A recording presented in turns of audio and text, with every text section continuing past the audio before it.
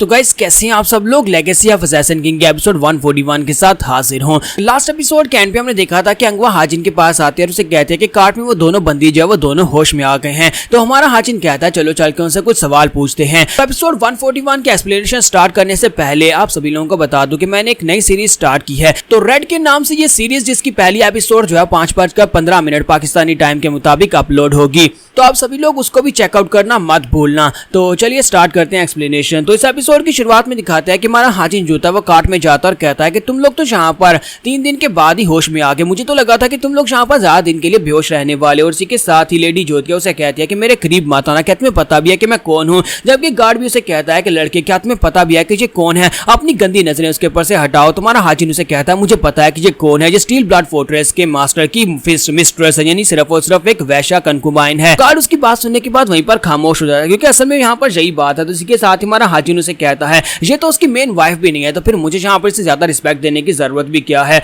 और इसी के साथ ही वो उसे कहती है कि तुम यहाँ पर मुझे छोड़ो, मुझे अभी यहाँ पर से जाने दो, क्या तुम्हें पता नहीं है कि मेरी हालत क्या है। तुम्हारा हाजिन उसे कहता है कि अपनी बकवास बंद करो, मुझे अच्छी तरह से पता है कि तुम प्रेग्नेंट हो, लेकिन मुझे इस बात से बिल्कुल फर्क नहीं पड़ता। तुम सभी कमीने घटिया लोग और तुम सभी लोगों के साथ ऐसा ही होना चाहिए। तुम्हारा हाजिन उसे कहता है कि जब तक हम लोग यहाँ पर अपने सफर को कंटिन्यू कर रहे हैं, तब तक अगर तुमने एक लफ्ज भी अपने मुंह से निकाला और तुम यहाँ पर दोबारा चीखी या चिल्लाई, तो उसके बाद मैं यहाँ पर तुम्हारी बॉडी के ऊपर से मांस उतारना स्टार्ट करूंगा जब तक कि तुम्हारी हड्डियां ना निकल आए। इसलिए चुपचाप अपना मुंह बंद करके यहीं पर बैठी रहो। जैसे वो अपने प्रेशर को रिलीज करता है, इसी के साथ ही मिस जी वहीं पर बेहोश हो जाती है। तो वो बेचारी बेहोश हो जाती है। तो उसके बाद गार्ड उसे कहता है कमीने कहीं कि ये तुम क्या कर रहे हो, तुम्हें अंदाजा भी है कि तुम यहाँ पर क्या कर रहे हो। जब स्टील ब्लड फोर्ट्रेस के मास्टर को इस बारे में पता चलेगा तो वो तुम्हें ढूंढ निकालेंगे और उसके बाद तुम्हें मार डालेंगे, यहाँ तक कि तुम्हारे पूरे के पूरे क्लैन को मार डालेंगे। तो हमारा हाजिन उसे कहता है कि मुझे अच्छी तरह से पता है कि यहाँ पर क्या होने वाला है, और वैसे भी मैं यहाँ पर तुम्हें छोड़ने वाला बिल्कुल भी नहीं। और इसी के साथ ही उसे कहता है कि मैं माउंट हुआ के सेक्टर लीडर से मिलने के लिए जा रहा हूं और तुम दोनों को उसके हवाले करूंगा। तो वो कहता है कहीं तुम्हारा दिमाग तो नहीं खराब हो गया,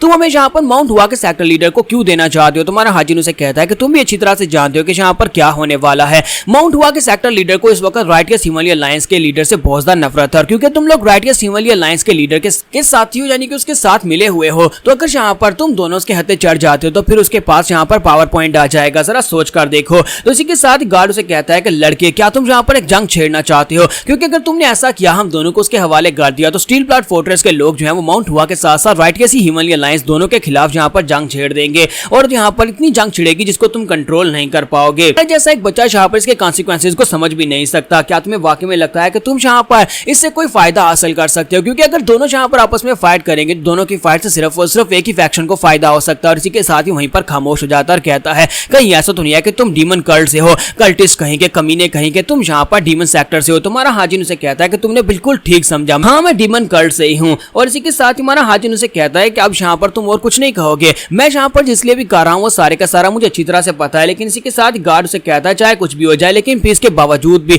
तुम यहाँ पर कुछ भी नहीं कर पाओगे। जब ये जंग छिड़ेगी तो उसके बाद तुम्हें भी यहाँ पर नुकसान पहुंचेगा। लेकिन हमारा हाजिन जो होता है वो दरवाजा बंद करके बाहर चला जाता है। और इसी के साथ ही नेक्स्ट सीन जो होता है उनकी टीम का दिखाया जाता है। स्टील ब्लड फोर्ट्रेस की एक आर्मी की स्क्वाड जो होती है वो उनका पीछा कर रही होती है, और वो लोग जो होते हैं उनके पीछे पीछे काफी दूर तक पहुंच आए होते हैं। और एक बंदा जो होता है वहां पर मैसेज लेकर आता है और अपने स्क्वाड लीडर से कहता है सर हमें यहाँ पर टायरों के निशान मिले हैं, जिससे ये पता चलता है कि वो लोग यहाँ पर इस वक्त रिवर के पास पहुंच चुके हैं। लगता है कि वो लोग यहाँ पर से कम 2 दिन की दूरी पाना, अगर हम लोग यहाँ पर फास्ट जाएं तो हम लोग 1.5 दिन में उन तक पहुंच सकते हैं। तो कैप्टन उनसे कहता है तो फिर जल्दी से जल्दी हमें उनके पीछे जाना चाहिए। मुझे लगता है कि वो लोग रिवर का रास्ता लेंगे, वहां पर माउंटेन बैंडिट्स जो हैं, सॉरी रिवर बैंडिट्स जो हैं वो उनकी मदद करेंगे उस रिवर को पार करने में। तो हमें यहाँ पर उनका इस्तेमाल करना चाहिए। और इसी के साथ ही वो कहता है कि उनको एक मैसेज भिजवाओ, उनको बोलो कि जो भी यहाँ पर 4 लोग हों, यानी 2 लड़कियां और 2 लड़के हैं, उनको यहाँ पर बंदी बनाकर रखें। और अगर वो ऐसा करते हैं तो स्टील ब्लड फोर्ट्रेस के लोग उन्हें इनाम देंगे, लेकिन अगर वो ऐसा नहीं करते तो स्टील ब्लड फोर्ट्रेस की रैत का सामना करना पड़ेगा। अगर वो लोग यहाँ पर हमारी बात को नहीं मानेंगे तो उसके बाद पूरे के पूरे रिवर बैंडिट्स को यहाँ पर नुकसान उठाना पड़ेगा। और इसी के साथ वो एक मैसेज लिखकर वहां पर उनको भेज देते हैं।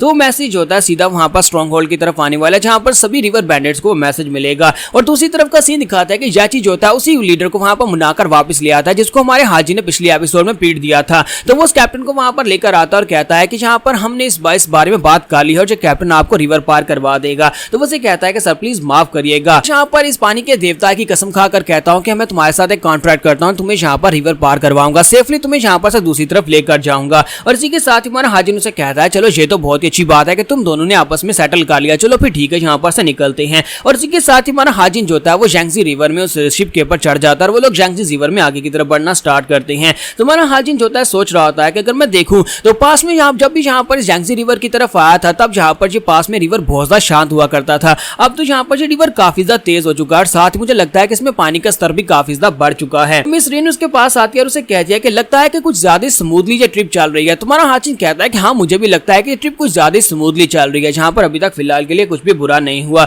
तो वो कहती है अगर कुछ बुरा नहीं हुआ तो ऐसा नहीं है कि कुछ हो भी नहीं सकता। तो रिन उसे कहती है कि क्या हम लोगों को इसी तरह उसी कार्ट में छोड़ने वाले हैं? 5 दिन से उन लोगों ने कुछ भी नहीं खाया। तुम्हारा हाजिन कहता है कि हम उन्हें जबरदस्ती तो कुछ भी नहीं खिला सकते, वो यहाँ पर कुछ भी खाने को तैयार नहीं है। तो रिन उसे कहती है कि ये क्या तुम जहाँ पर उन्हें बंदी बनाकर रखे हो साथ में कुछ खाने को क्यों नहीं दे रहे? तुम्हारा हाजिन कहता है कि हर एक बंदी तुम्हारे जैसा तो बिल्कुल भी नहीं होता। जब तुम्हें 20 पैलेस के लोगों ने पकड़ा था मुझे लगता है कि तुम वहां पर भी खा खाकर मोटी हो रही थी और अब जब कहे हाँ तुम हमारे पास यहाँ पर बंदी हो तब तुम हमारे पास डिमन कल्ट में भी खा खाकर मोटी हो रही हो। तो ये बात सुनकर वो काफी ज्यादा गुस्सा होती है और इसी के साथ ही उस ईगल को दिखाता है कि जिसके पास मैसेज होता है वो उठता हुआ सीधा वहां पर स्ट्रॉन्ग होल्ड की तरफ आता है। तो सभी लोग कहते हैं लगता है एक मैसेज आया है और वो सीधा आकर कैप्टन के बाजू के ऊपर बैठ जाता है। तो कैप्टन उस मैसेज को खोलता है और उसको पढ़ता है। जैसे वो उस मैसेज को पढ़ता है इसी के साथ ही वो सभी लोग जो होते हैं अपनी तलवारें लेकर वहां पर उनको चारों तरफ से घेर लेते हैं और कहते हैं सभी लोग जहाँ पर रेडी हो जा। तुम्हारा हाजिन कहता है कि अब इस बात का क्या मतलब है? तो वो उसे कहते हैं कि मैं जहाँ पर अपने इस कॉन्ट्रैक्ट को खत्म कर रहा हूँ। तो कैप्टन उसे कहता है कि मैं अपने कॉन्ट्रैक्ट को खत्म कर रहा हूँ, जो मैंने जहाँ पर कसम खाई थी मैं उसको भी खत्म कर रहा हूँ, क्योंकि तुम सभी लोग यहाँ पर भगोड़े हो। स्टील ब्लड फोर्ट्रेस के लोग तुम्हारे पीछे हैं और हमें यहाँ पर मैसेज मिला है कि तुम्हें यहाँ पर बंदी बनाकर रखना है जब तक वो लोग यहाँ पर पहुंच नहीं आते। तुम्हारा हाजिन कहता है मैं भी सोच रहा था कि ये ट्रिप कुछ ज्यादा स्मूथली चल रही है। इसके साथ ही वो कहते हैं कि यहाँ पर तुम लोग 4 लोग हो, 2 लड़कियां और 2 लड़के और साथ में तुम्हारे पास एक लग्जरियस कैरिज है जहाँ पर हमें यही इन्फॉर्मेशन मिली है। तो रिन उसे कहते हैं लेकिन हमारे पास तो यहाँ पर 4 लोग नहीं है, हमारे पास तो यहाँ पर 3 लड़कियां और 3 लड़के हैं, कैरिज के अंदर भी 2 लोग हैं। तो ये बात सुनते ही अगवा से कहते हैं ये तुमने क्या किया? तुमने यहाँ पर से बंदियों के बारे में बता दिया, अब तो हमारी वाट लगने वाली है। और हमारा हाजिन कहता है हाँ तुमने तो अच्छा फंसाया है। और इसी के साथ ही वो सभी बैंडेट्स जो होते हैं कहते हैं इसका मतलब यह है कि ये बात वाकई में सच है कि तुमने स्टील ब्लड फोर्ट्रेस के मास्टर की बीवी को किडनैप किया और साथ ही उनके पर्सनल गार्ड को भी किडनैप कर लिया है। ये तुमने क्या कर दिया और ऊपर से तुम हमारी बोट के ऊपर आ गए हो। इसका मतलब यह है कि स्टील ब्लड फोर्ट्रेस के लोग तो यहाँ पर मैं बिल्कुल भी नहीं छोड़ेंगे। अगर उन्हें पता चल गया कि हम लोग यहाँ पर तुम्हें कॉन्ट्रैक्ट के मुताबिक दूसरी तरफ छोड़ने के लिए जाने वाले हैं। तुम्हारा हाजिन कहता है लेकिन तुमने अपने इस पानी के देवता की कसम खाई थी। तो वो कहता है कि कसम का क्या फायदा जब यहाँ पर हमारी जान ही नहीं रहेगी, क्योंकि स्टील ब्लड फोर्ट्रेस के लोग जो हैं वो सिर्फ और सिर्फ हमें नहीं बल्कि पूरे के पूरे स्ट्रॉन्ग होल्ड को नुकसान पहुंचा सकते हैं। तुम्हारा हाजिन सोच रहा था मुझे लगता है कि यहाँ पर फाइट तो होनी ही होनी थी, लेकिन अगर यहाँ पर अब हम लोग पानी के बीचों बीच है तो हमें यहाँ पर जबरदस्ती इनसे अपनी बात मनवानी पड़ेगी। और इसी के साथ ही रिवर बैंडेड बॉस से कहता है कि मुझे लगता है कि तुम्हें गिव अप कर देना चाहिए। चलो जमीन के ऊपर तुम यहाँ पर हमें हरा सकते हो, लेकिन पानी के अंदर या बोर्ड के ऊपर अगर फाइटिंग की बात हो तो हम रिवर बैंडेड से ज्यादा बेहतर कोई भी नहीं है। और साथ ही वो सोच रहा होता है कि रिवर बैंडेड्स या फिर वाटर बैंडेड्स जो होते हैं वो अपने अपने इलाके में सबसे बेस्ट फाइटिंग कर सकते हैं, जबकि जो लोग जमीन पर रहते हैं वो सिर्फ जमीन पर ही सही फाइटिंग कर सकते हैं। कैप्टन उसे कहता है कि चाहे तुम यहाँ पर हमारे सामने कितनी बार क्यों ना अपनी नाक रगड़ लो, हम तभी यहाँ पर तुम्हें पार लेकर नहीं जाएंगे। तुम्हारा हाजिन अपनी पावर्स को रिलीज करता है और कहता है कि तुम्हें किसने कह दिया कि मैं यहाँ पर तुम्हारे सामने रिक्वेस्ट कर रहा हूँ, मैं यहाँ पर तुम्हें ऑर्डर दे रहा हूँ। और सभी लोग यहाँ पर फाइटिंग के लिए रेडी हो जाते हैं, जबकि हमारा हाजिन वहाँ पर एनर्जी को रिलीज कर रहा होता है। जब वो एनर्जी को रिलीज करता है तो वो सभी लोग सोच रहे होते हैं कि हम लोग यहाँ पर ज्यादा हैं, अगर हम सभी लोग मिलकर इनके ऊपर अटैक करेंगे तो हम लोग यहाँ पर इस लड़के और बाकी के सभी लोगों को बड़ी आसानी से सबड्यू कर सकते हैं। लेकिन हमारा हाजिन अपने हाथ में अपनी एनर्जी को रिलीज करता है। इस एनर्जी को रिलीज करने के बाद सामने की तरफ एक पंच मारता है। जब वो सामने की तरफ पंच मारता है तो उसका पंच जो होता है उनकी